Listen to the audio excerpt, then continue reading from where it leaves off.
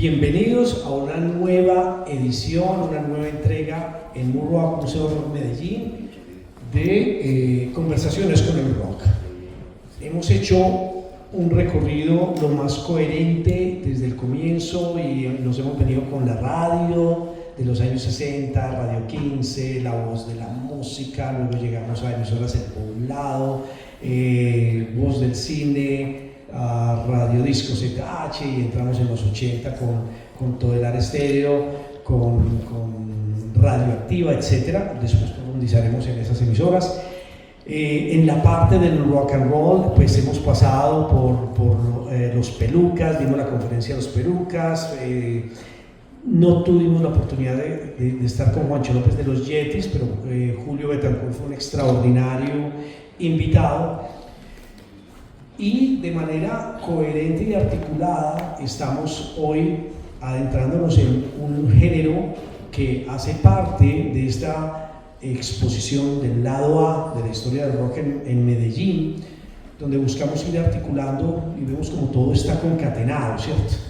Entonces, en esta exposición, uno de los curadores invitados es Ever Harcano, más conocido como el Flaco Porras, y quisimos hoy abordar el tema de Pau Medallo, repito que él fue el curador, y vamos a adentrarnos en este tema.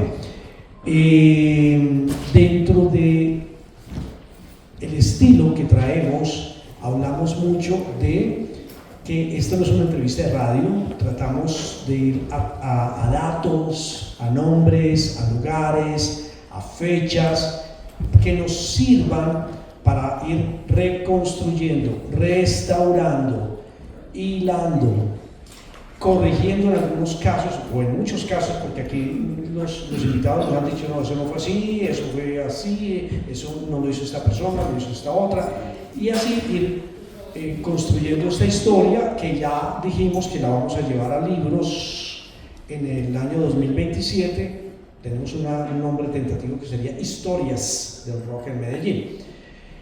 Bueno, antes de comenzar, yo sí quiero que el Flaco nos salude, nos presente, y luego seguimos con una sección que no tenemos planificada, pero que no la podemos dejar pasar. Sí, claro, Flaco, preséntate tú, cuéntanos un poco. Bueno, buenas noches para todos y para todas. Gracias, Carl. Gracias también a ustedes por estar aquí. Como Carl dijo, pues sí, yo realmente soy Ever Harcano Naranjo, pero pues en realidad el Flaco Porras es realmente como el nombre oficial hace muchísimos años. Y pues nada, aquí les cuento, pues sí, fui invitado como curador gracias a un conspire que con Carl se empezó este año, especialmente pues con nuestro espacio contracultural que se llama El Hormiguero. Ahí nos conocimos y bueno, hemos estado haciendo como algunas cositas. Soy sociólogo de la Universidad de Antioquia con maestría también en Archivo y Memoria de la Escuela Interamericana de Bibliotecología y fundador y editor de este fanzine, pues que siempre está ahí como resonando desde el 2019, que se concentra principalmente en una recuperación de repertorios y archivos de la memoria dentro del punk, con aras a poner como ciertos debates también. Pues creo que eso vamos a conversar ahorita, no tendría por qué adentrarme tan pronto, pero el propósito sí central de la iniciativa de fanzine es un poco pues como nutrir esas memorias en condición de debate, no como de registro. Entonces ahorita creo que vamos a poder conversar de eso. Y bueno, nada, también trabajo con archivos comunitarios y demás, entonces bueno, ahí muy breve. Muchas gracias. Bueno, para comenzar, porque no podemos decir que sabíamos que iban a estar acá, estaban cordialísimamente invitados, pero finalmente los tenemos acá y no podemos empezar la conversación con el Flaco sin tener en cuenta a dos artistas que hicieron parte de dos bandas que son las pioneras del punk aquí en la ciudad de Medellín. Voy a dar un poco mi testimonio. Yo entro aquí a la escena musical en 1980 aproximadamente y me encuentro con una banda llamada Complot, ¿cierto? Pero con el pasar de los años yo no ya yo me desvinculo un poco del tema tan urbano y no logro visualizar cómo se conecta, si la gente se acuerda, si no se acuerda, etcétera, de la banda. Me llamó mucho la atención que en un conversatorio en Confama aparece Carlos, ¿cierto? Y Carlos, que es quien hace la ruta del punk en Castilla, él empieza a contar la historia y él habla de una banda llamada Complot. Entonces yo dije, qué bueno que la tengan referenciada, pues, porque pensé que el punk aquí se desarrollaba o se desarrolló sin ese recuerdo lejano, e incluso hubo un momento hace como 1 mes y medio, 2 meses, donde yo le dije a Flaco, ¿tú conoces a los de Complot? Entonces decía, no, bueno, van a venir acá, aquí estuvimos reunidos con ellos en una de estas mesas hablando, y el Flaco estaba muy emocionado porque no los conocía y hace parte de su objeto de estudio. Hoy está aquí con nosotros Mauricio Henao y queremos invitar a Mauro para que pase acá, le demos un aplauso.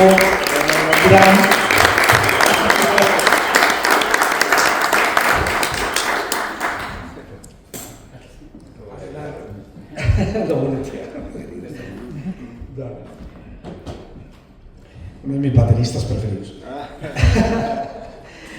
Y con este tema de la investigación y en las conversaciones con el Flaco y todo, y teniéndolo ahí al lado, y yo fui uno de sus directores artísticos, los llevé a grabar en Codiscos y todo, y reconocía su historia con Cripsy, pero yo, Carlos Acosta, no lo tenía claro, de que después de Complot y en parte medio contemporáneos, o sea, un poquito después, pero alcanzaron a tocar juntos, había una banda de punk llamada Pretexto, y esa banda era de Amanulosín, liderada por, nos va a decir eso ahora, por Campo Elías.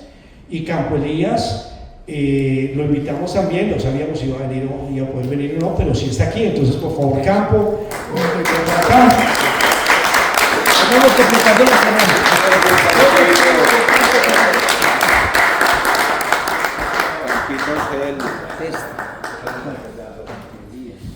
bueno, aquí vamos a compartir micrófono, si quieres tú y yo manejamos este y ellos dos manejan, se comparten ese. Entonces, ¿a quiénes están viendo ustedes aquí? A las dos bandas, los representantes de las dos bandas pioneras, primerísimo Complot con Mauro y con sus hermanos, que estaban en sobredosis, salen de ahí y forman Complot, y Campo, que forma Pretexto, luego estará en Cripsy, luego migrará a Obstinato, ¿cierto? Más o menos es así la cronología. Entonces queremos aprovechar unos minutos para que sean ellos los que nos cuenten y nos ubiquen con el tema del punk en ese momento. Y entonces ahí nos vamos a devolver en el tiempo, porque aquí estuvo Víctor García con Sobredosis y hay una fotografía muy especial porque ellos arrancan con Víctor, y cuando ustedes ven las fotos iniciales con Víctor son todos peludos así, y hay un momento donde uno ve una foto de Sobredosis y Víctor está totalmente peludo y ellos ya tienen otra pinta, y aquí hay una ruptura gráfica, ¿cierto? Y cuando le preguntamos a Víctor por qué se acaba Sobredosis, él dice, sí, porque es que ellos iban por aquí y yo sí quería seguir por allá. Entonces, ya en esa fotografía se refleja una ruptura. Y esa es mi primer pregunta para Mauro. O sea, ¿en qué momento están ustedes en el camino con Sobredosis, descubren el punk y deciden que esa es la música que los estremece y con la que se identifican? Buenas noches a todos. Buenas noches. Sí, no, la verdad es que Sobredosis venía pues trabajando desde el 71 con mis hermanos. Yo estaba muy pequeño, entonces yo pues, lo acompañaba. Ya después del 72 ya pues localizamos a Víctor y lo metimos pues a que cantara, y él tocaba teclados, porque nosotros queríamos tocar Deep Purple, todas esas bandas pues, que tenían la Uriah Heep. Y él iba detrás de una Entonces, noviecita ahí que estaba... Entonces, sí, es que la hermanita de la esposa de mi hermano estudiaba con Víctor en Los Almendros. Y Víctor tenía ya un grupo juvenil pues, de música, JJ Gogo de esa época, ¿no? Entonces me dijo, no, yo tengo un muchacho que tiene equipo en la casa y toca y en fin. Entonces fuimos allá, yo recuerdo que pues, se llegaban de Víctor con mi hermano y pues se hizo una grabadora, una Panasonic, escuchando Black Sabbath y Raiders, toda esa onda de esa época. Y entonces Víctor pues, se impactó mucho porque para él fue algo muy novedoso. Y entonces le dimos unos discos para que montara unas canciones, hacía quemarropa. Entonces pues, Víctor no había escuchado nunca eso, pero siempre se lo midió. Y de ahí ya intoxicamos a Víctor con el rock and roll por completo. Entonces ya empezó con la onda y le gustó porque pues, podía desarrollar el teclado en un género musical pues, muy agradable. Entonces estuvimos trabajando desde el 73 hasta el 79, pero lo que pasó fue que en el 76 nosotros teníamos suscripción a una revista llamada Circus Magazine, muy famosa, Circus, y pues aparte de una revista pues, para fanáticos, era para músicos, porque traía pues, artículos de instrumentos, técnicos, de sonido, entonces era una revista muy completa y salían todos los discos que estaban en el momento, pues, entonces claro, nosotros mirábamos ahí. Cuando alcanzamos a ver una revista del 76, de noviembre del 76. Noviembre del Sí, 76. Salía, sí, fecha ahí, exacto, sí, la revista la tengo todavía. Y salía en la pasta esta banda CC Top. Y entonces empezamos a mirar la revista porque nosotros la turnábamos. Cuando llegaba a la portería, entonces el portero, que llegó, entonces nosotros éramos felices, y ven, está pequeñita. Entonces nos la turnábamos, cada uno lo miraba. Y entonces cuando vimos ahí un artículo hablando del punk, de Clash, de Pistols, de Damned, todas esas bandas estaban tocando en el 100 Club. Y entonces nosotros, ¿qué es esto? Pues, y empezamos a ver una foto de Clash ahí, nos impactó mucho. Por la imagen, porque era la antítesis pues, de los que teníamos los cuatro. La ruptura. Entonces nosotros dijimos, no, pero ¿cómo era la música de esos manes? Pues nos llamó la atención. Entonces ya en el 77 tuvimos la fortuna de conseguir el Nevermind the Bollocks de los Pistols y el Rocket to Russia de Ramones. Nosotros cuando escuché a... ¿Cómo lo consiguen? ¿Cómo les llegan esos discos? Un amigo de Inglaterra nos lo trajo en cassette y nos lo prestó, entonces nosotros escuchamos eso y nos quedamos pues, fascinados, esa energía, esa fuerza, y era rock and roll pues de verdad, y no, pues nosotros sentimos que era lo nuestro, fue un amor a primera vista, la verdad, a primer oído. Entonces desde ahí ya empezamos como a querer hacer algo nosotros. Víctor pues no asimiló la onda. Ustedes le mostraron a Víctor, mira esto. Y claro, no, es que inclusive en Los Ángeles cuando pues, allá tocaban pistas, le gusta tocar la batería, pero en ese momento Víctor no asimiló eso, porque es que no era fácil realmente, porque era otro concepto, otra estética ideológica, musical, de todo tipo. Entonces claro, pues eso lo cogía. Nosotros pues tuvimos la fortuna de tener unos padres muy open mind de todas las cosas y nos ayudaban mucho. Y nosotros también pues éramos abiertos a lo que era bueno, lo que nos gustaba, lo que estaba en el momento, ¿no?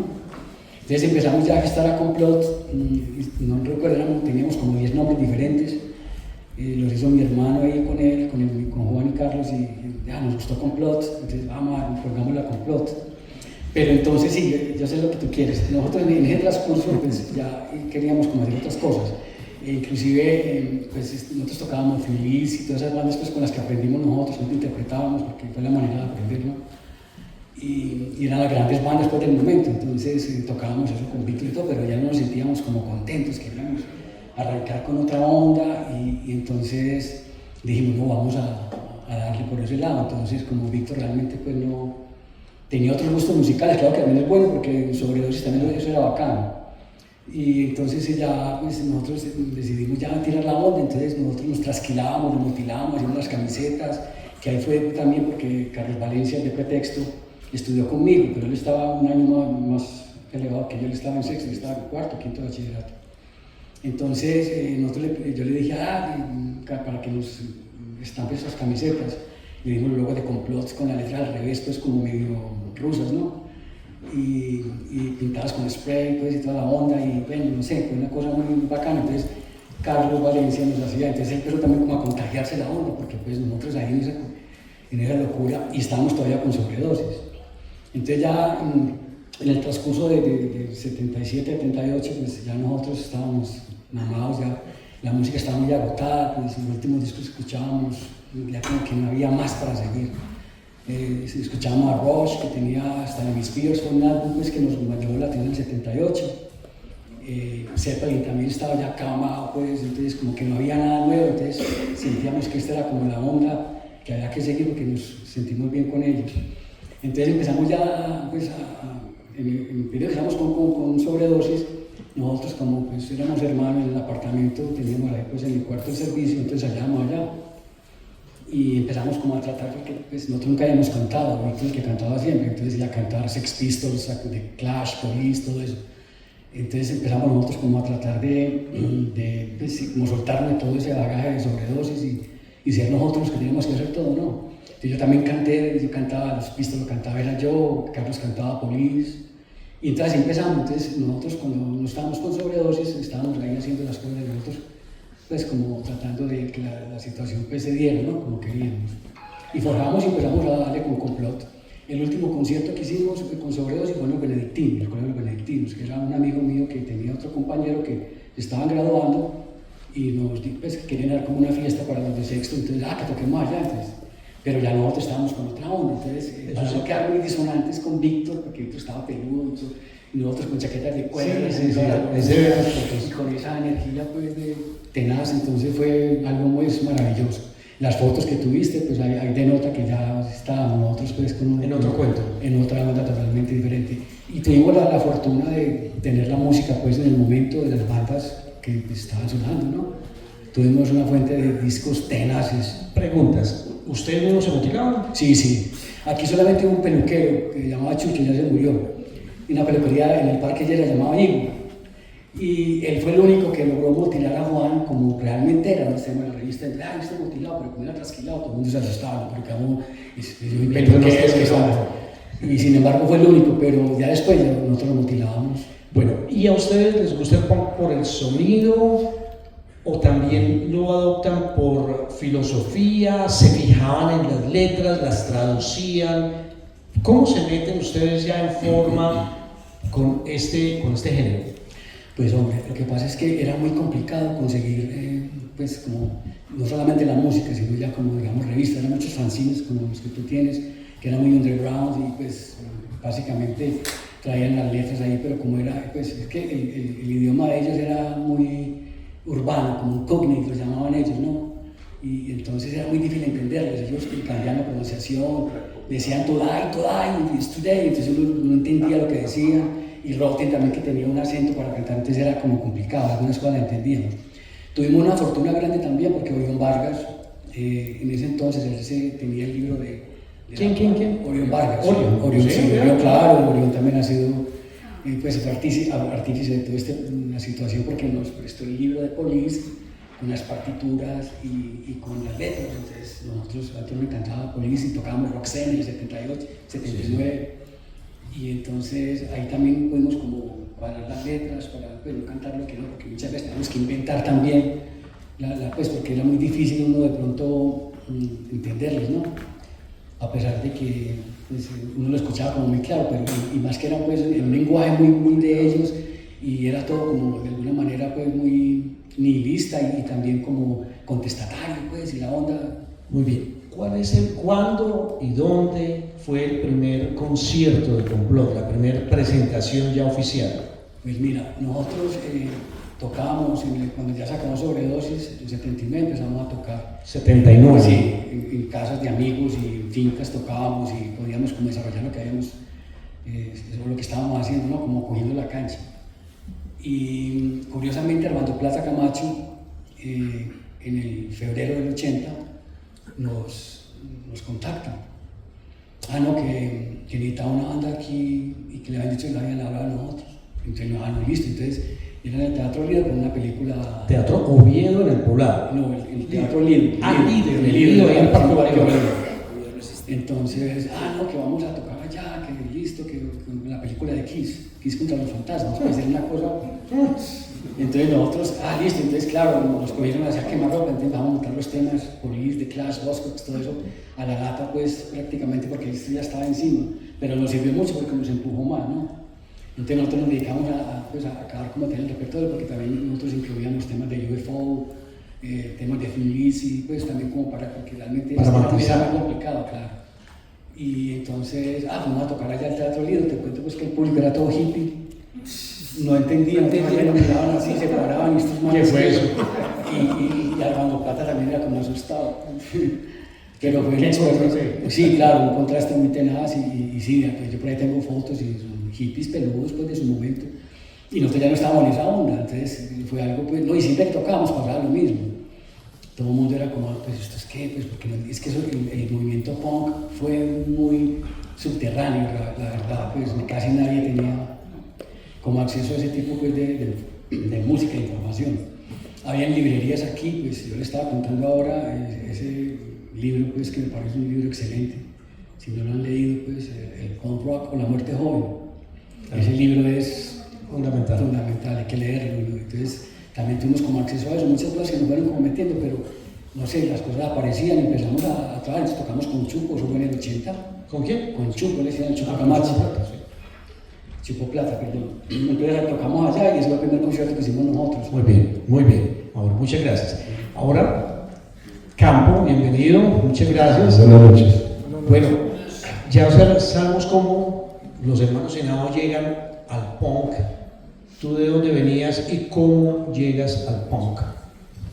Bueno, yo inicié en la música desde muy pequeñito. Mi papá me ponía a tocar la guitarra aquí a los 5 años. Ya me estaba pues como poniendo que cantara vallenatos, bambucos, pasillos y todo ese cuento. Yo andaba con una guacharaca aquí, andaba con la guitarra, yo cantando aquí vallenatos. Bueno, un amigo en quinto de primaria por allá me envenenó con los Beatles, me cantó los Beatles. A los 8 días me invitó a que fuéramos a... ¿En qué año estás ahí? ¿En qué año estás parado? Ya terminó Carlos, 72. Muchos años. En todo caso, pues, el rollo es que a los 8 días estábamos escuchando un long play de Gramophone, que él me decía, Nico, un hermano mío de Venezuela me trajo un long play de Gramophone, una carátula roja, recuerdo que era como en concierto. En todo caso, pues, ella llegué como a las 11 de la noche a la casa y me pegaron una pela espantosa, pues, porque no me dejaban salir de la casa. Niño. Pequeñito. Bueno, de todas formas, entonces pasó pues el tiempo, allá ya pues nosotros vivimos en el barrio Antioquia muchos años, desde pequeñito. Contigo nosotros ahí había un barrio que se llamaba el barrio San Pablo, Santa Fe de San Pablo, y allí un amiguito mío me dijo, Ani, que te tengo que presentar a un amigo que se llama Carlos Valencia. Él estudia karateca y todo ese cuento, y es un bacán, escucha la música que a vos te gusta. Bueno, listo, muy bacán, vamos a conocer a Carlos Valencia. Listo, me lo presentaron, nos enamoramos pues. Y entonces ya resultó que Carlos era muy amigo de Sobredosis. Yo veía, hay un grupo Sobredosis, hermano, esa gente toca muy bacano. Bueno, nosotros empezamos pues como a tocar juntos, él batería, porque él le había comprado la batería a Complot, a Mauricio, a Sobredosis. Bueno, que era una batería muy básica, unos tacos, que le compró, nosotros le compramos también la guitarra a ellos. Pero entonces antes de eso, yo qué hacía, me llevaba la guitarra de mi papá, me la llevaba pues robada porque no se podía dar cuenta. La guitarra así pues de música, bambuco, pasillo, música colombiana. Yo me la robaba y le metía un micrófono por dentro que lo cogíamos por FM y eso distorsionaba más. No, yo feliz que y tocábamos Carlos la batería, esa batería creo, y yo guitarra. Después ya nos cogimos la guitarra con ellos nos vendieron también una guitarra que no tenía cuerdas, ni micrófono, ni clavijas, ni nada. Nosotros la acabamos de hacer prácticamente. Luego hicimos un bajo, incluso Mauricio me acuerdo que nos decía, vea, consígase en Guayacán Seco. Yo me acuerdo que dices, consígase en Guayacán Seco y lo hacen. Y empezamos y hicimos un bajo. Entonces me invitaron a un ensayo, Carlos me dijo, vamos a un ensayo de Sobredosis. Yo no los conocía realmente. Cuando llegamos, ellos ensayaron creo que en la casa de Víctor, me supongo, ustedes tenían luces por todas partes, bacanísimo. Yo cuando llego allá y veo esa batería de Mauro, allá el Juancho con su guitarra, Carlos y Víctor, allá semejantes teclados, yo quedé así, ¡oh! Yo me recuerdo que Mauricio estaba como aquí en la batería, Carlos y yo estábamos aquí, viendo a Mauricio. Y ustedes tocaban una canción de Bad Company, ¿cierto? ¿Cómo se llamaba? Eso, no. Empieza ese tema y empieza Mauricio a tocar con esa energía que toca este man que ha tocado siempre. No. Pero vamos al punk, vamos al punk. Bueno, ya empezó. Es que ahí va la historia, cómo conoció Bad Company. Bad Company.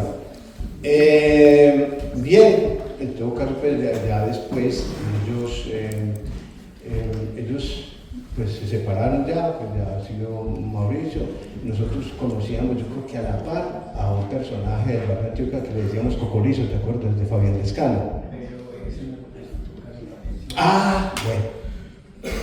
Entonces el cuento es que él también sabía ya mucho de ustedes, los visitaba mucho, nosotros tocábamos lo de siempre, pues lo de Sobredosis también, de Purple, tocábamos Radiohead, Zeppelin, bueno, lo mismo.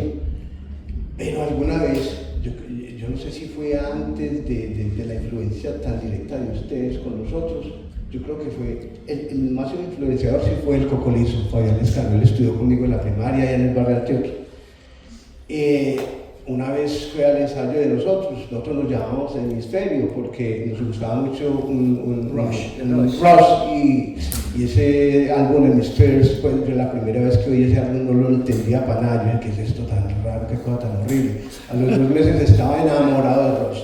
Entonces pusimos la banda Hemisferio.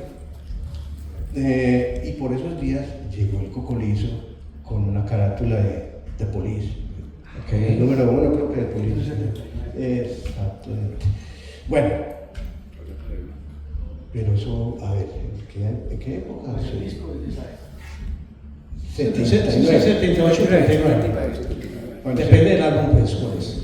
En todo caso, pues llegó con eso y nosotros nos enloquecimos. ¿Qué es esto? Pero eso nos cambió a nosotros toda la onda, todo el aura que traíamos del rock sinfónico y todo ese cuento. Y nos pegamos la enloquecida del siglo con eso. Entonces ya, hermano, a montar Clash, a montar Sex Pistols, a montar todo ese cuento. Cogíamos las canciones de música de plancha y las poníamos la letra en español y la cantábamos así pues como baladita al principio. Ay, que sí. ¿Te acuerdas del tema?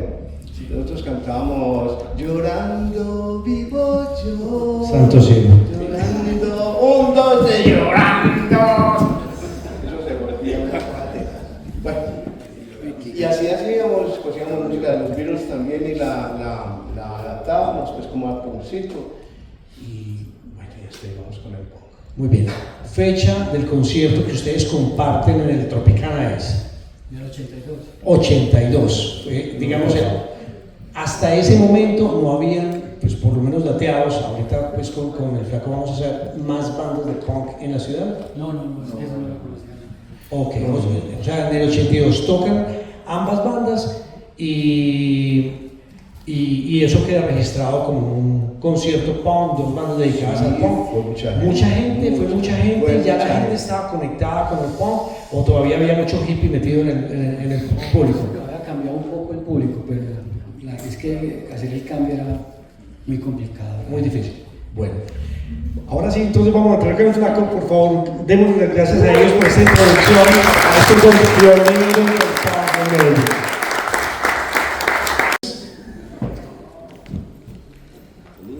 Flaco, con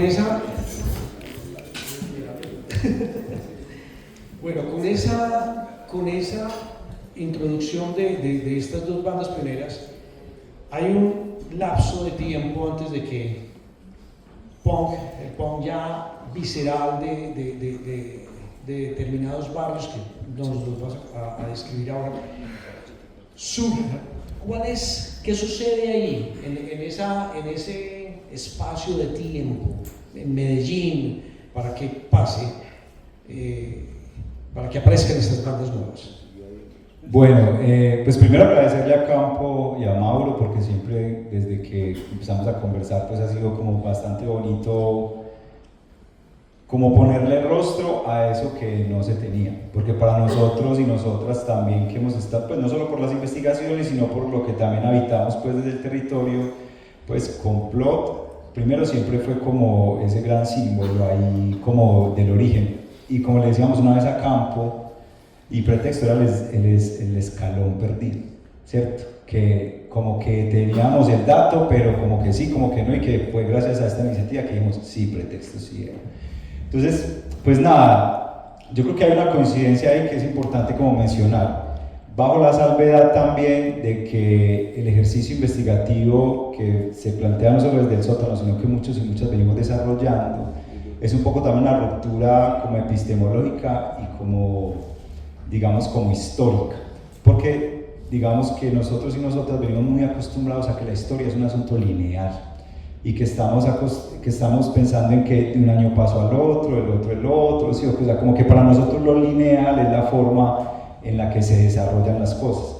Desde esta propuesta es todo lo contrario. De hecho, esa primera línea, entre comillas, del tiempo que nosotros trazamos en Castilla para empezar a ubicarnos territorialmente, empezó así, como esto es en el 84, esto es en el 85, esto es en el 87, pero entonces claro, cuando llegó Campo con Pretexto desbarató eso, cuando llegó Mauro y compró, entonces como que también la invitación es a entender que la historia no es un asunto lineal y que muchas veces se escribió por el lado del lápiz, pero por el lado del borrador, entonces hay muchas cosas que quedan siempre ahí. Entonces, aquí teníamos una cosa donde yo digo, claro, Complot y Pretexto son una suerte de antecedentes a lo que posteriormente en Medellín, a raíz del contexto social que se vivía principalmente en los barrios menos favorecidos, en los barrios marginados, en lo que conocemos como las comunas, ¿sí o qué? Se empezó a denominar como el punk medallo, ¿cierto? El punk medallo, no el punk, sino el punk medallo, ¿cierto? Porque disonantemente también es importante empezar, dale Campo, qué pena. Allá en el micrófono, Campo. Ya, es Campo, no el flaco. No, es que yo creo que ese bache que hubo después de Complot, Pretexto, ese bache empezó con Cripsy, que ya estaba Félix, ya estaba ese rollo, y entonces empezó el heavy metal, la zona duro. Ferrotrack. Cripsy, con estas bandas empezaron a enseñarle a muchos pelados a tocar la guitarra, y ahí fue ese bache. Exacto, y por eso, pero sí hay una coincidencia, y es que así como lo que podríamos denominar como estas dos bandas pioneras del punk en la ciudad, que es Complot y Pretexto, como los estábamos escuchando, fue escuchando Deep Purple, Black Sabbath, lo que en las comunas llamaban la vieja guardia. Todos los punqueros y punqueras que dieron origen al denominado punk medallo, entre ese bache del 83 al 85, empezaron escuchando también esa música. Y aquí están algunos de mis grandes hermanos y hermanas mayores, que me alegra siempre verles porque les debo todo lo que hago es a ellos.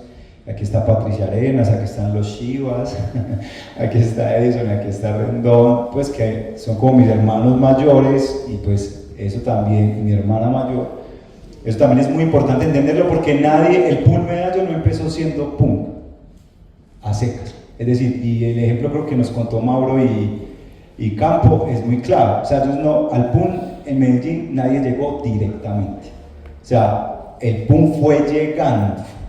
Y para el caso de Complot y Pretexto, pues fue llegando porque habían ciertas posibilidades, conocer gente, relacionarse con alguien que traía discos, no sé qué, eso también fue bacano, pero cuando nos vamos para las comunas, cuando vamos para el territorio, hay una diferencia, y eso es que empezó a llegar también porque hubo unos promotores y promotoras que empezaron a tener cositas, ¿cierto? Y hay unos personajes pues reclave, están obviamente pues los Chivas, que son una de las primeras galladas, esas galladas entre el 82 y 85 se llamaban como galladas porque eran los que andaban todas y todos juntos y empezaban a compartir música, eso de la vieja guardia y tal, y en medio de eso se empezó a filtrar el punk, o sea, fue en medio de esas galladas que se empezó a filtrar el punk y ahí fue donde muchos y muchas empezaron a tomarlo, ¿cierto?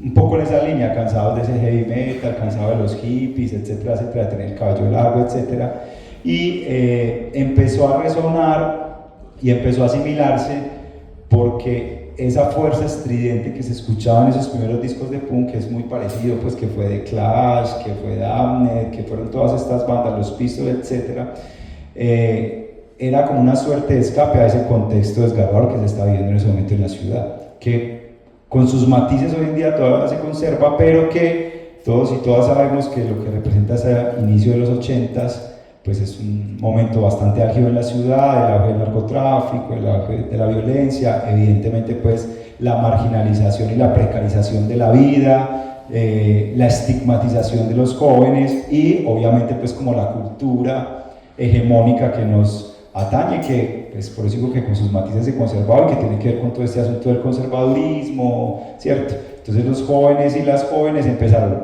a tratar de, no digamos rebelarse, que es una palabra a veces como cliché y que puede funcionar, pero que empezaron fue a asimilar otra forma de verse y entenderse en el mundo, que es distinto como ponerlo ahí. O sea, al llegar el punk con esos primeros LPs, con esos primeros cassettes que se grabaron entre ellos y ellas en medio de esas galladas, pues lo que empezaron a sentir, y aquí pues están, como les digo, todos estos personajes que son ya eso que llegó después de Pretexto y Complot, empezaron fue a verse de otra forma en el mundo.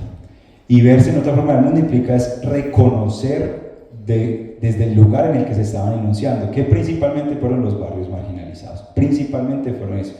Creo que la riqueza como más importante en esta investigación es que no es acabada y no desconecta eso que nos interesa de cómo se fue desarrollando el punk con la realidad y los contextos sociales en los cuales se estaba engendrando o desarrollando. Una pregunta. Uno puede entender que Police, The Clash, los Pistols, le lleguen en el 77 a los Complot, los hermanos Henao, pero ya en el 82, 83 ya ha pasado mucha agua bajo el puente.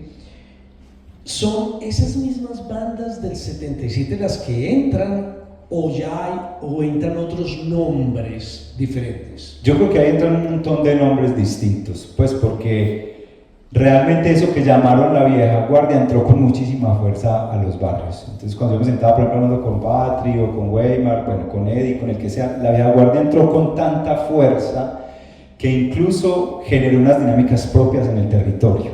Entonces ya hablábamos de las galladas, que fue como ese combo de amigos y amigas que, aunque bueno, podemos decir amigos, porque venimos también de una lógica bastante masculinizada pues de nuestra cultura, sí, ok, entonces las mujeres realmente eran pocas, y aquí está Patri pues que se codeó ahí en un grupo, ¿cuántos eran los por? Ahorita hablamos de, no sé, como 30 hombres y ella era la única mujer, por ejemplo, ¿cierto?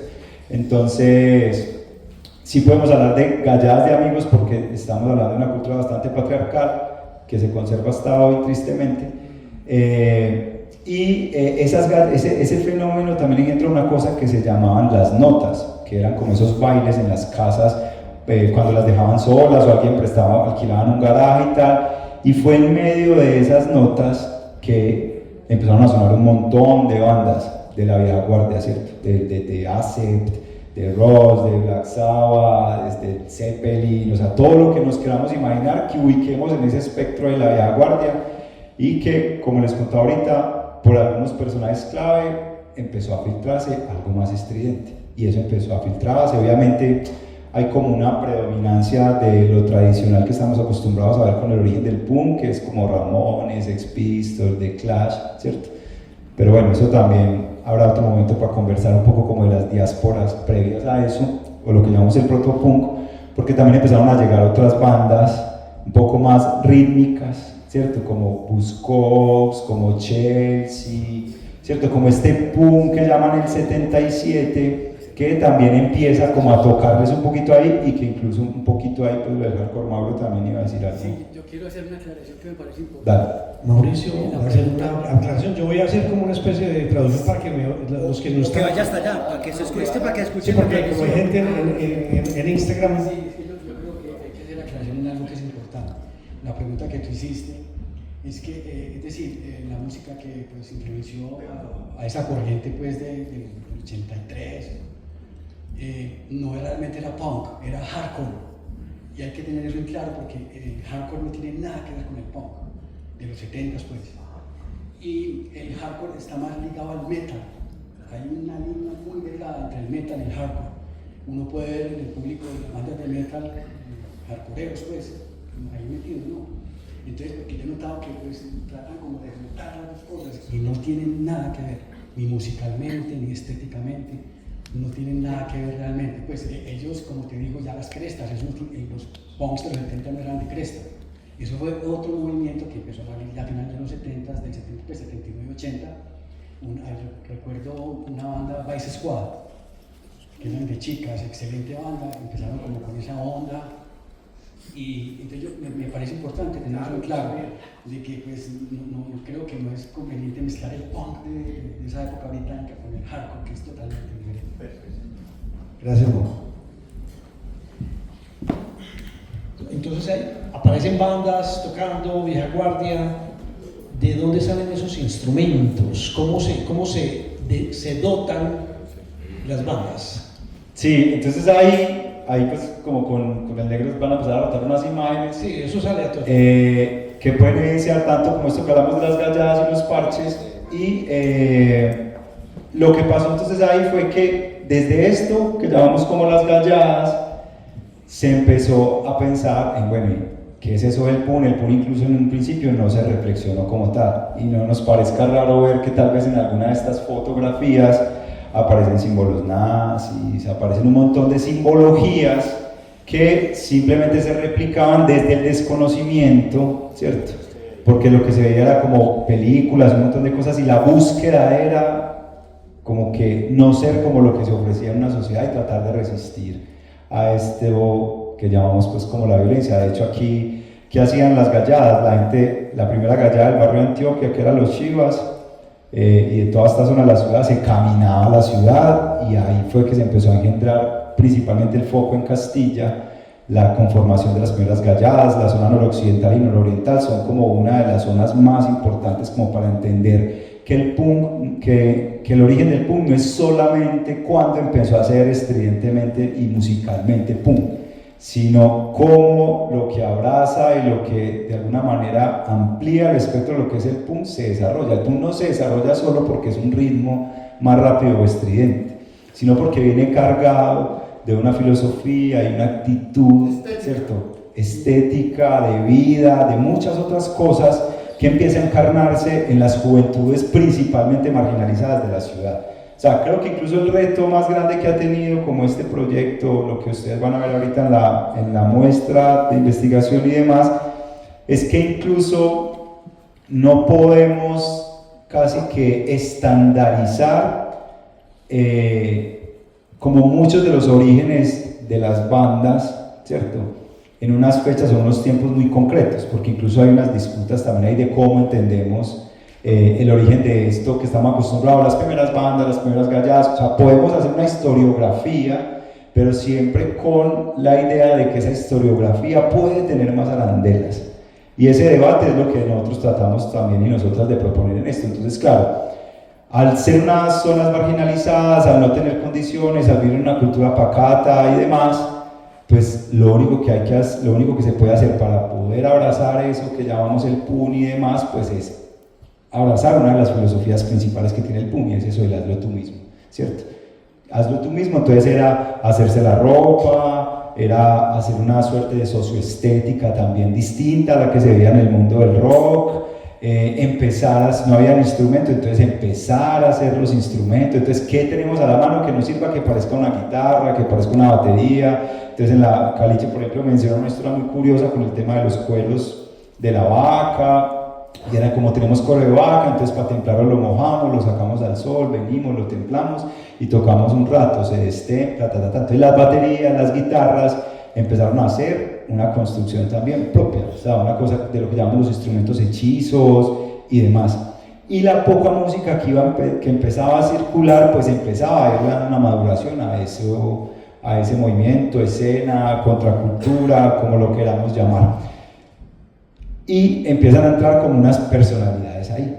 Entonces, hay que también reconocer como un poco el impulso que le empiezan a dar ciertas personas a eso que en esas galladas se venía hirviendo, venía gestándose. Entonces aparece un personaje como el Chino Rodas, que es muy conocido pues como por todos y por todas, no solo por su aparición en la película Rodrigo en un futuro, sino porque se mejor amigo de Giovanni Rendón y era el que sabía un poquito de inglés, entonces se comunicaba por apartado aéreo con bandas en el extranjero, tenía un contacto, pero entonces aparece Patricia, aparece Ana Loaiza, que son mujeres que empiezan también como a moverse en este mundo. Ese es el chino y ese es Giovanni, que está por allá hoy en día sin pelo, pero por allá está. Y hay unos personajes que empiezan a ser centrales. Aparece Reiner Oquendo, que le celebramos los 60 años el viernes, que es uno de los grandes coleccionistas de vinilos y que surtió a más de uno de los que están aquí sentados de música, y que fue donde se hizo como la primera sala de ensayo en Castilla, hechiza, artesanal, que fue la que buscó Víctor Gaviria para su película, donde se grabó Rodrigo, etcétera, etcétera. Entonces, como que un poco también ahí, para cerrar esta parte, como que entender que el desarrollo del punk depende como de ese contexto. Y si nos ubicamos y si vamos incluso más profundo a esto, la zona noroccidental de Medellín, que es donde nacen estos personajes y nacen estas galladas y surgen las primeras bandas de punk, netamente de ese punk medallo, que es Pestes principalmente en el 85, viene también de una herencia popular. La zona noroccidental, no sé, pues para quien todos y todas, no sé si lo sabemos, es la comuna que concentró la mayor parte de periódicos comunitarios de Medellín en los 80, la mayor parte de las bibliotecas comunitarias de Medellín. Fue donde existieron los grupos artísticos que venían de toda esa oleada de las luchas de los 60 y los 70. Entonces, como que cuando uno coge un periódico comunitario de la zona noroccidental, sea el Picachero, el Castillazo, Raíz Obrera, lo que sea, no se llamaban fanzines, pero es la misma herencia que se depositó después en los fanzines. Entonces la zona noroccidental también fue un germen ahí, esa herencia popular de hacerlo, de que la resistencia comunitaria era haciéndola uno mismo y uno misma. Fue también un poco lo que vivió ese punk, que estuvo como muy centrado en esa zona y que engendró estas cosas. Claro está que pasaban otras cosas en otro lado, ¿cierto? El poblado aparece siempre como un lugar de disputa, porque también entre el 83 al 86 hay también por ahí unos personajes que estaban al otro lado de la ciudad con otras condiciones sociales, que también tenían acceso o tuvieron acceso a música, a eso que sonaba que era el punk, y pues por ahí también pasaron cosas. Hay una suerte ahí de disputa, pues un poco como en el origen, pero también hubo gente que se parchaba en esa zona de la ciudad y que ahí en el poblado... ¿Hay nombres? Sí, o sea, ahí se parchaban principalmente Tocino, ya te damos la palabra, Tocino, José Juan, Viola, Esteban Mesa, se me escapa algún otro por ahí, pero ellos también estaban ahí, sino que estaban muy alejados de toda esta dinámica que estaba aquí. Algunos se fueron plegando, y ahorita vamos a hablar de eso, pero también... Ajá, por allá... Vaya, Gina, vaya ya para que se escuche la transmisión. Yo vengo acá porque, miren, ¿qué estamos haciendo? Entre todos vamos armando, vamos restaurando, entre todos vamos aportando a la historia. Dale.